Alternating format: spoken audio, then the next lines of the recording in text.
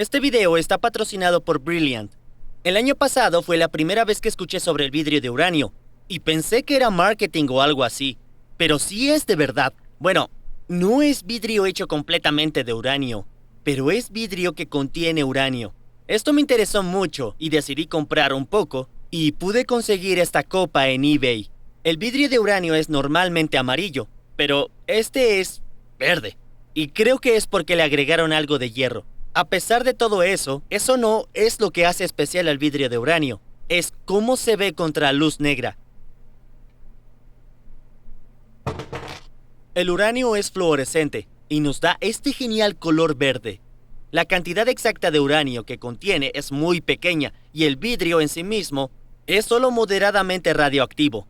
La cristalería y tazas así eran súper populares a finales de 1800 y principios de 1900. Sin embargo, durante la Segunda Guerra Mundial, el gobierno confiscó todo el uranio y lo usó para investigar nuclear.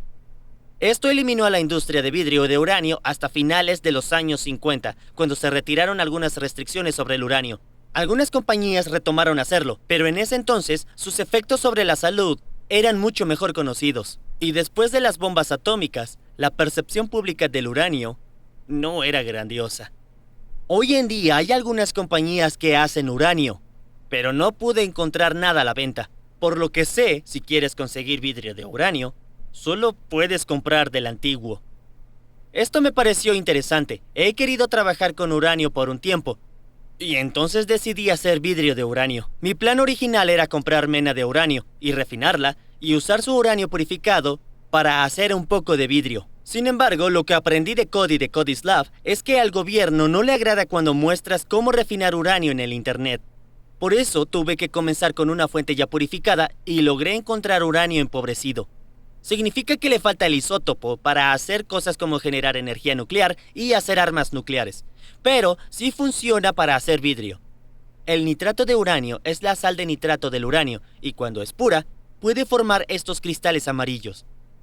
Además de verse bonito, no parece fuera de lo común. Y eso es algo que siempre me ha interesado de la radiación. Simplemente al estar ahí, está disparando miles de partículas diminutas, pero son demasiado pequeñas para verse o sentirse. No hay forma natural de percibir que está ahí. Y esa es una de las razones más grandes por lo que tomó tanto tiempo descubrir la radiación. Para saber que está ahí, debe de ser detectada usando algún tipo de instrumento o sistema, y con el tiempo, varios métodos han sido desarrollados. Hoy en día, una de las formas más fáciles es usar un contador Geiger, aunque antes de empezar este proyecto, no tenía uno. Sin embargo, al trabajar con algo radiactivo como el uranio, es más bien absolutamente necesario. Busqué en internet y compré este en Amazon. No fue muy caro, y se suponía que era decente. Lo encendí y dejé que se estabilizara un minuto y vi que la radiación natural de fondo era más o menos 15 CPM. CPM es cuentas por minuto, y es una lectura de cuántas partículas radiactivas detecta en un minuto. La radiación existe en todas partes en el ambiente, siempre nos bombardea de manera natural, y esta lectura de 15 CPM es bastante baja en realidad. Era hora de probarlo con el uranio, y lo puse junto a él. Claramente tuvo efecto, y este contador Geiger sí iba a servir para este proyecto, pero desafortunadamente no iba a ser muy exacto. La razón es que la mayoría de la radiación que libera el uranio está en forma de algo llamado partículas alfa, y este medidor no puede detectarlas. Solo puede captar los rayos beta y gamma que libera, pero son significativamente menores que los alfa. A pesar de esto, seguirá siendo muy útil porque no necesita una lectura muy exacta. Solo necesito saber si está ahí o no. Antes de comenzar, solo quería intentar una cosa más. Se supone que el nitrato de uranio es fluorescente con luz UV, así que puse un poco en un plato, apagué las luces y lo alumbré con luz negra. Y pues, definitivamente era fluorescente. Me hizo pensar que tal vez, para hacer el vidrio de uranio, podría poner directamente el nitrato de uranio en algo de vidrio fundido. Sin embargo, cuando investigué, no parecía que fuera posible. Fue bastante difícil encontrar algo sobre cómo hacer vidrio de uranio, pero en toda la información que encontré, siempre mencionaba usar algo llamado diuranato de sodio. Basándome en esto y considerando el hecho de que nunca había hecho vidrio de uranio, pensé que lo mejor sería usarlo yo también. Eso significaba que el proyecto sería más divertido porque tendría que hacer química con uranio para convertir el nitrato de uranio en diuranato de sodio. Para comenzar, agregué el nitrato de uranio a un vaso. Normalmente lo hubiera pesado en un papel para luego agregarlo, pero esta vez estaba trabajando con un compuesto de uranio y debí tener mucho más cuidado. La razón es que el polvo que suelta no solo es radiactivo, sino también es tóxico y puede causar intoxicación por metales pesados. Y para estar lo más salvo posible, cuidadosamente pesé todo en el vaso y en total usé unos 15 gramos.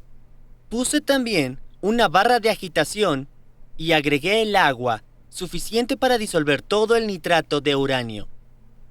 Encendí el agitador y esperé a que desapareciera, pero por desgracia, siguió estando un poco turbio. Intenté agregar un poco más de agua en caso de que no hubiera suficiente, pero pareció no cambiar mucho. Fue desafortunado, porque ahora tendría que limpiar un poco las cosas, y no quería tener que trabajar con una solución de uranio. Por fortuna, limpiarlo no iba a ser especialmente difícil, y solo tendría que hacer una filtración rápida. Lo logré haciéndola pasar por algodón y celite, el cual es como arena súper fina. Lo primero en pasar suele estar algo turbio, así que lo dejé correr por un rato, lo cambié por un vaso nuevo y volví a filtrar el primero. Después de esto ya estaba muy claro, pero aún había un montón de solución de uranio en el embudo y en el algodón y el celite, así que lo enjuagué con algo de agua. Cuando pasó toda el agua, retiré el embudo y la solución estaba lista. Ahora, para convertir esto en diuranato de sodio, tenía que hacerlo reaccionar con algo llamado hidróxido de sodio. También a esto se le conoce como sosa cáustica y se vende como limpiador de tuberías. Para esta reacción, también tenía que estar disuelto en agua, pero su concentración exacta no importaba.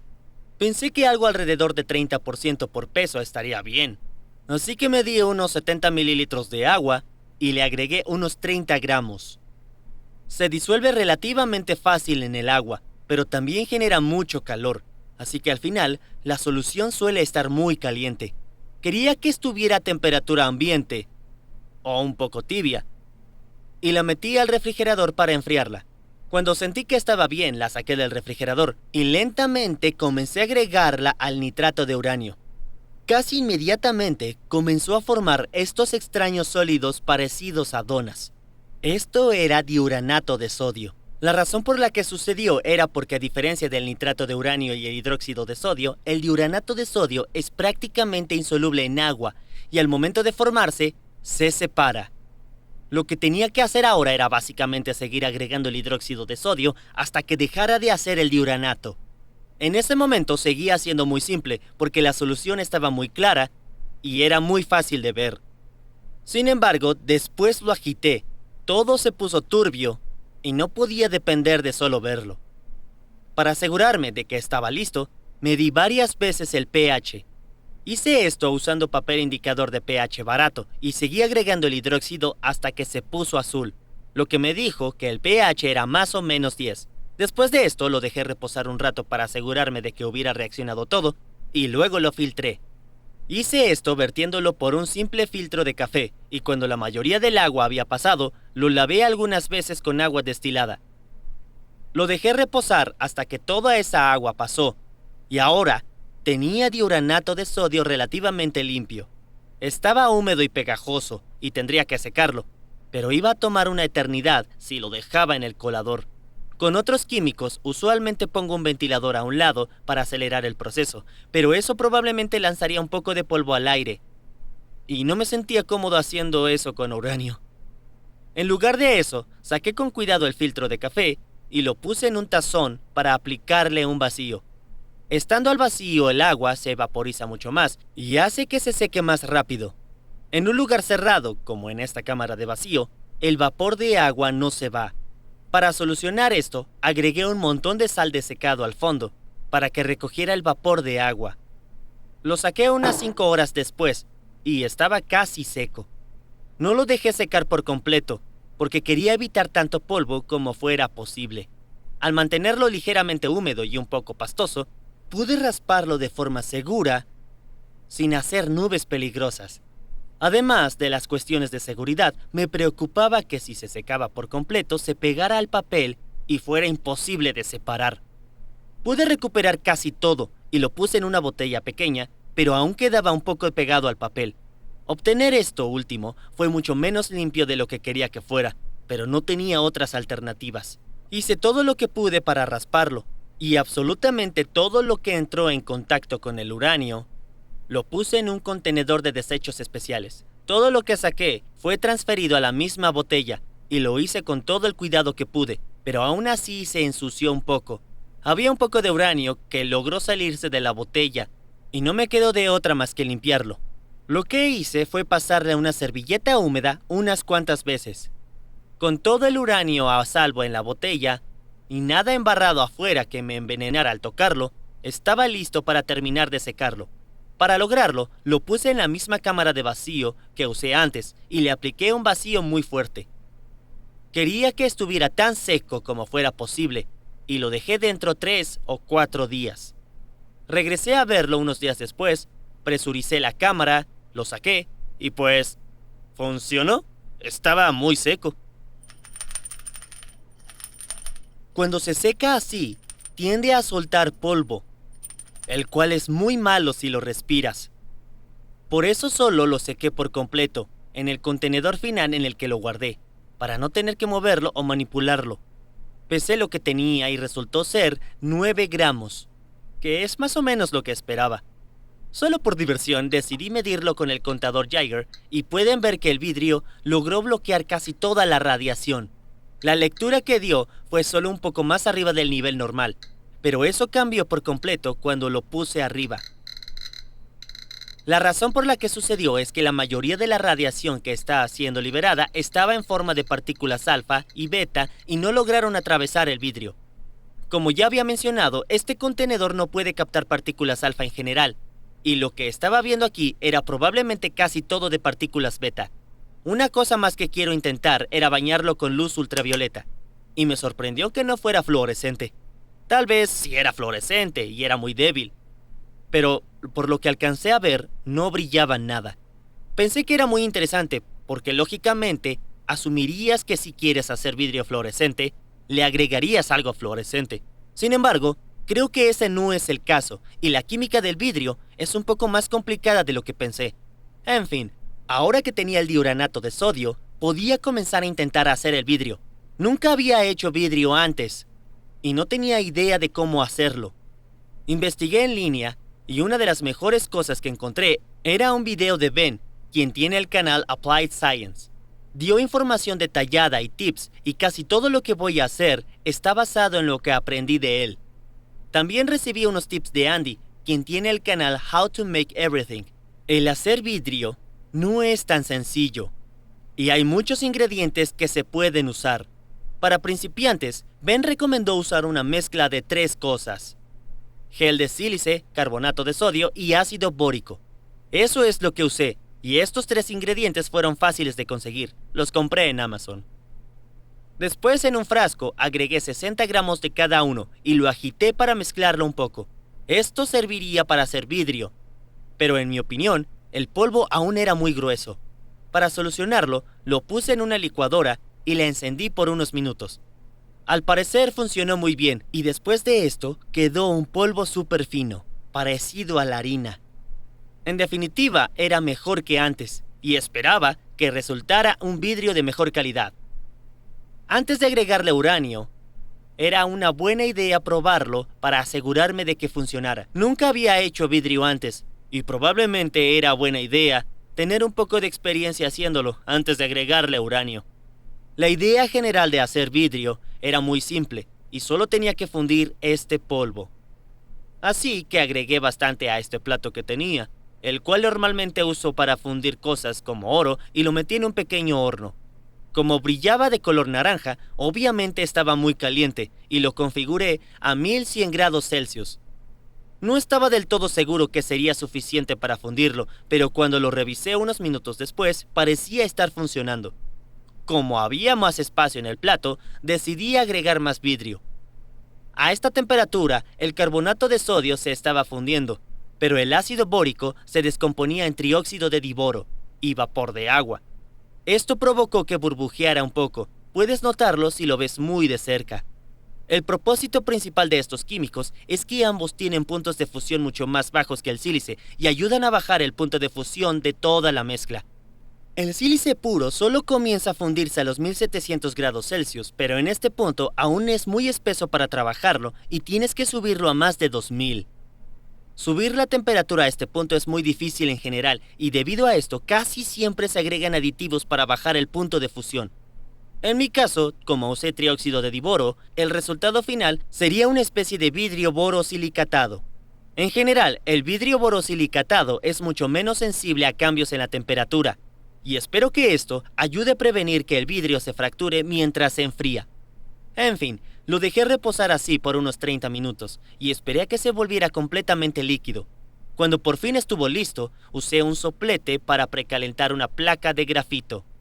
Después, saqué el plato del horno con cuidado y vertí todo el vidrio. Lo dejé enfriar por 15 o 20 minutos y se veía decente. Parecía un trozo de vidrio normal y estaba muy orgulloso de él. Creí que se iba a fracturar, pero al parecer no pasó, y yo estaba algo incrédulo por eso. Lo dejé toda la noche para ver si algo cambiaba, y al día siguiente, seguía perfectamente bien. Hasta donde pude ver, esta mezcla de vidrio funcionó muy bien, y el proceso parecía relativamente simple. Después de hacerlo una vez, definitivamente no era un experto haciendo vidrio, pero me sentí listo para agregar el uranio. Para lograrlo, solo tenía que agregar uranio en la mezcla de vidrio, pero aún era algo grueso. Si lo agregaba así, no se mezclaría bien, y haría vidrio disparejo. Hasta ahora, había hecho mi mejor esfuerzo para evitar trabajar con uranio en polvo, pero por desgracia, no tenía opciones aquí. Hice lo que pude para molerlo con mucho cuidado e intenté hacer el menor polvo posible.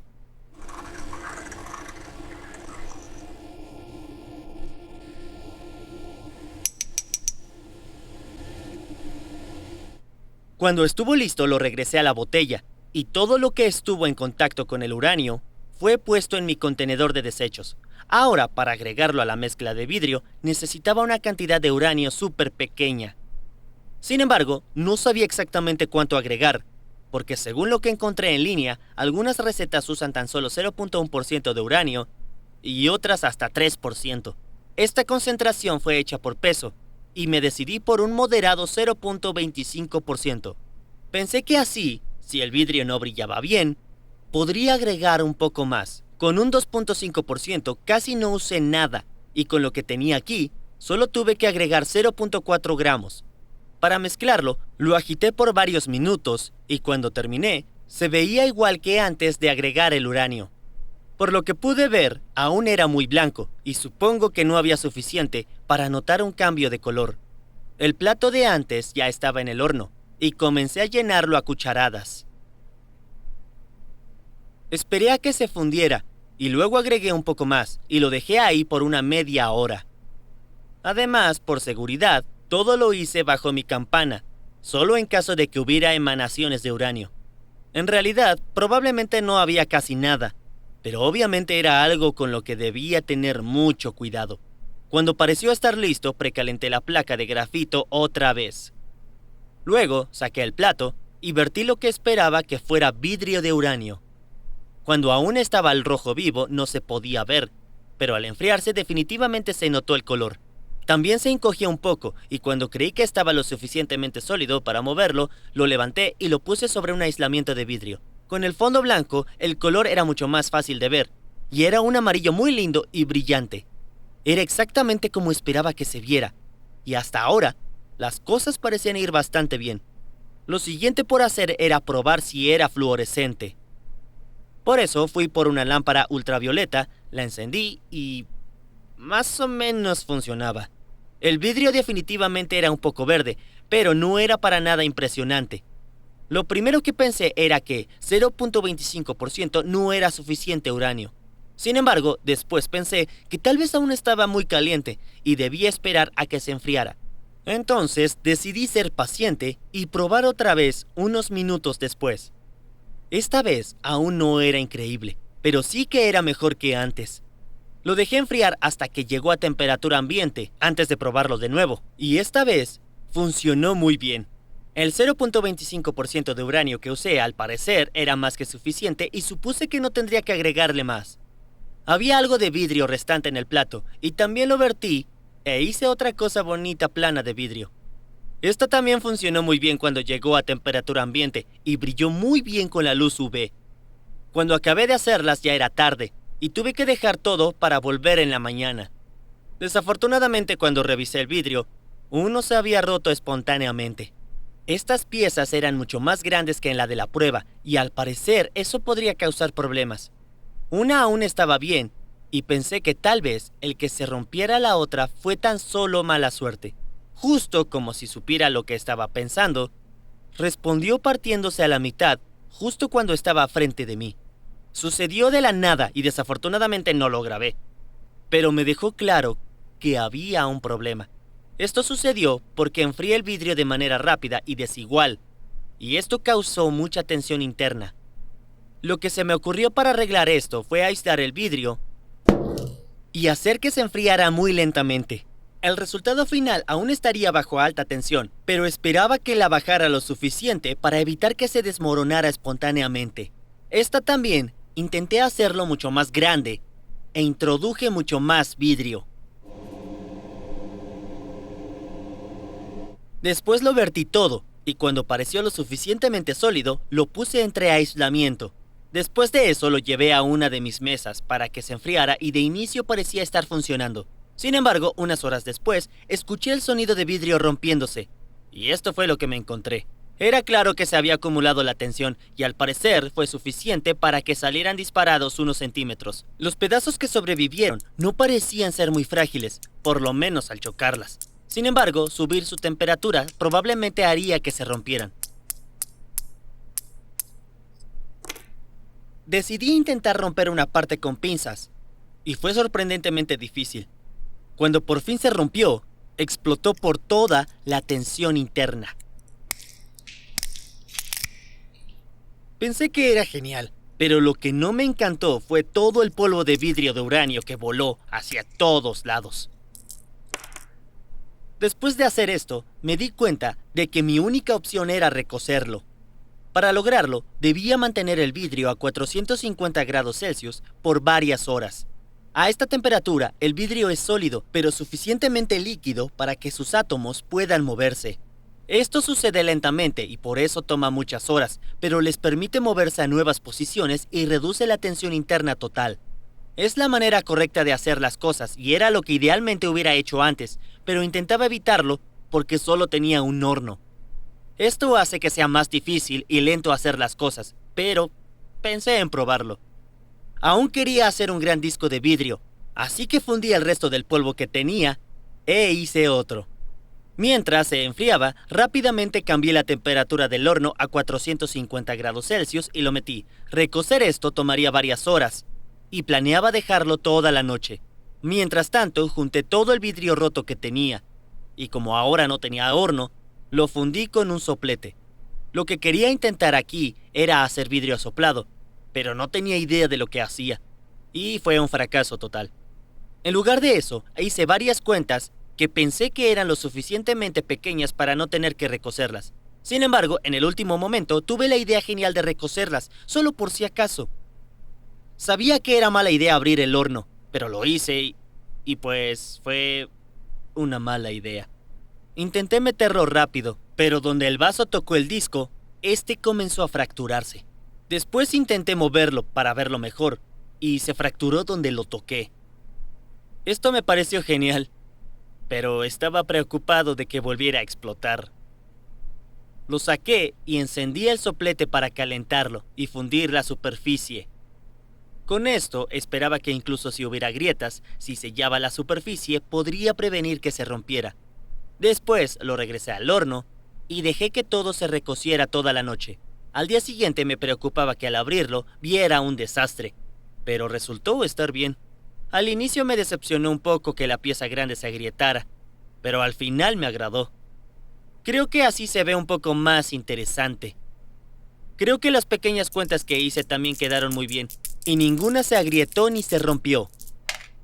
La pregunta que tenía era, ¿qué tan radiactivas serían estas piezas de vidrio? Considerando la cantidad de uranio que les puse, definitivamente era baja, pero aún así quería medirla. El medidor Geiger que tenía no era el mejor para esto, y decidí invertir en uno mejor. Este es mucho más sensible y tiene un área de detección mayor y también detecta partículas alfa. Para probarlo, usé la pieza más grande, y con una concentración de uranio de tan solo 0.25%, asumí que la lectura sería muy baja. Sin embargo, era más de lo que midió con el nitrato de uranio puro, porque ahora veía las partículas alfa. El detector también tenía una forma completamente diferente y un área de superficie mucho más grande que le permitía captar más partículas. Como unidad, CPM solo muestra el número estricto de partículas que detecta y no discrimina entre cosas como alfa, beta o gamma. Esto es importante al determinar qué tan peligrosa es una fuente de radiactividad, porque no todas son iguales. Por esta razón, a veces es mejor usar una unidad diferente, como los sieverts que así toman esto en cuenta. En microsieverts por hora dio una lectura de 1.5.5. De acuerdo con esto que conseguí en la Asociación Nuclear Canadiense, significa que si lo pones junto a tu mejilla, sería como recibir una radiografía dental cada 2 horas. Una de las cuentas resultó tener unos 1.3 microsieverts por hora, debido a que era mucho más pequeña. En ambos casos, con este nivel de radiación, este vidrio es seguro de tener y de usar ocasionalmente. Sin embargo, sería una pésima idea llevarlos en los bolsillos o algo así, y tenerlos contigo todo el tiempo. Tal vez esté bien usarlos ocasionalmente como un collar o algo así, por un corto periodo de tiempo, pero no creo que sea la idea más brillante. En un video de hace poco, dije que ya no quería tener más patrocinadores, y esto era porque no me sentía cómodo con esto. Uno de los problemas que tengo es que no me gusta que me digan qué decir, o tocar temas de marketing, o tener que decir palabras en boga, aun cuando nunca promocioné nada que realmente no me gustara. La verdad es que no me gustaba esa parte, pero decidí que lo volvería a hacer si podía tener completa libertad sobre ello. Y cuando se me ocurrió esa idea, honestamente no creí que hubiera quien hiciera eso. Pero para mi sorpresa, Brilliant me contactó y hicieron eso exactamente. Antes de eso, nunca había escuchado de Brilliant, pero llevo usándolo una semana y de verdad me gusta. Lo uso sobre todo en mi teléfono, pero también está disponible para computadora directamente en su sitio brilliant.org. Ofrecen muchos minicursos y cosas como matemáticas, física, química y computación, y lo hacen de una forma que me parece muy divertida. Y es que tienen una perspectiva distinta y más activa del aprendizaje que lo hace parecer más bien un juego. Cubren muchos de los básicos, y yo me he concentrado sobre todo en los de física, porque la física siempre ha sido una gran laguna en mis conocimientos. Lo que también me gusta es que es muy fácil empezar y parar, porque está desglosado en muchas secciones pequeñas. Normalmente no tengo mucho tiempo para hacer cosas, pero he estado avanzando, aunque de repente entre unos cuantos minutos cada vez. Una vez dicho esto, si les interesa aprender algo nuevo, de verdad tienen que visitar Brilliant. Tienen una versión gratuita con la que pueden empezar y si les gusta, pueden suscribirse al Premium que tiene mucho más material y muchas más funciones. Además, si deciden tomar el Premium, suscríbanse usando mi enlace que es brilliant.org/NileRed porque están ofreciendo 20% de descuento a las primeras 200 personas que lo usen. Espero que les haya gustado el video y los veré en el siguiente. Como es costumbre, les agradezco mucho a todos mis seguidores en Patreon. Quienes me apoyen pueden ver mis videos por lo menos 24 horas antes de que los suba a YouTube. Además, todos en Patreon pueden mandarme mensajes directos y si me apoyas con $5 o más, verás tu nombre al final justo así.